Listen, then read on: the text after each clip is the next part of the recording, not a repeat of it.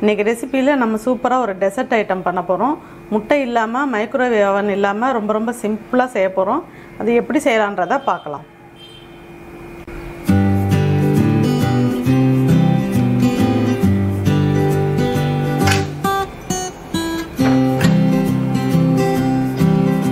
ஒரு பாத்திரத்தில் தண்ணி வச்சு அதுக்குன்னு ஒரு பிளேட் கொடுப்பாங்க இல்லைங்களா, அது இருந்தாலும் வச்சுக்கலாம். இது மாதிரி வச்சுட்டு இந்த மாதிரி மூடியை போட்டு மூடி வச்சிடலாம். இது பாட்டு ஹீட் ஆகிட்டு இருக்கட்டும். இதில் நம்ம சுகர் சேர்த்து கேரமலைஸ் பண்ண போகிறோம். நம்ம செய்ய போகிற டெசர்ட் வந்து கேரமலைஸ் டெசர்ட் தான் செய்ய போகிறோம். இப்போ அதுக்கு ஒரு 5 டீஸ்பூன் சுகர் சேர்த்துக்கலாம். ஒரு 3 டீஸ்பூன் அளவு தண்ணி சேர்த்துக்கலாம்.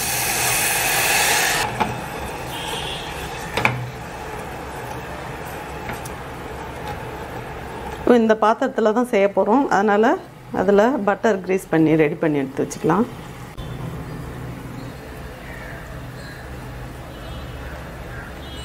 இப்போ இந்த ஸ்டேஜில் இதில் ஊற்றி வச்சிடலாம். நல்லா செட் ஆகிக்கும். இப்போ இது செய்யறதுக்கு நான் காய்ச்சின பால் வந்து 200 ml எடுத்திருக்கேன். அதை இதில் சேர்த்துடலாம். பால் வந்து காய்ச்சி ஆற வச்சு எடுத்துக்கணும். அதே மாதிரி தயிரும் அதே அளவு எடுத்துக்கிறேன். கஸ்டர்ட் பவுடர் 3 டீஸ்பூன், பால் பவுடர் 5 டீஸ்பூன் எடுத்துருக்கேன். கண்டென்ஸ்டு மில்க்கு 3 டீஸ்பூன், அதாவது மில்க் மெய்டு அது வந்து 3 டீஸ்பூன். இதில் வந்து பால் பவுடர்லேயும் மில்க் மெய்ட்லேயும் உங்களுக்கு சுகர் ஜாஸ்தியாக இருக்கும். அதனால் நான் ஒரு 2 டீஸ்பூன் அளவு மட்டும் சுகர் சேர்த்துக்கிறேன். ஃபைனலாக வெண்ணிலா எசன்ஸ் 1 டீஸ்பூன். இதை வைப்பரில் போட்டு ஒரு சுற்றி எடுத்துகிட்டு வந்துடலாம். இப்போது நல்லா ஸ்மூத்தாக அரைச்சி எடுத்துகிட்டு வந்துட்டோம். இப்போது அதை ஃபில்ட்ரு பண்ணி எடுத்துக்கலாம். இப்போ நம்ம இந்த கேரமலைஸ் சிரப் நல்லா செட் ஆகிடுச்சு. இதை நம்ம ப்ரீ ஹீட் பண்ண பேனில் எடுத்து வச்சிடலாம். இப்போ இதில் வச்சுட்டோம். இப்போ நம்ம வடிகட்டி எடுத்து வச்சு கஸ்டர்ட் மிக்ஸை இதில் சேர்க்குறோம்.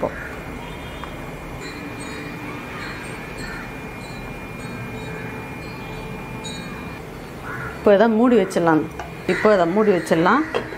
ஃப்ளேம் வந்து மீடியம் ஃப்ளேம்லேயே இருக்கட்டும். இப்போ 20 to 30 மினிட்ஸ் வரைக்கும் இதுக்கு ஆகும் டைமு. வச்சிடலாம். அப்படியே இப்போ ஓப்பன் பண்ணி பார்க்கலாம்.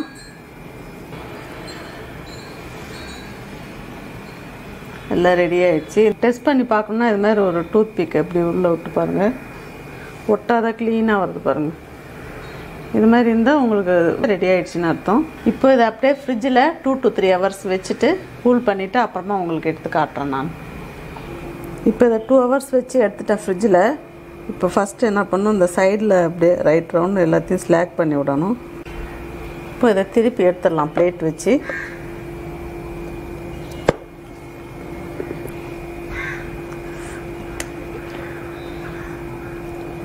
சூப்பராக வந்திருக்கு பாருங்க.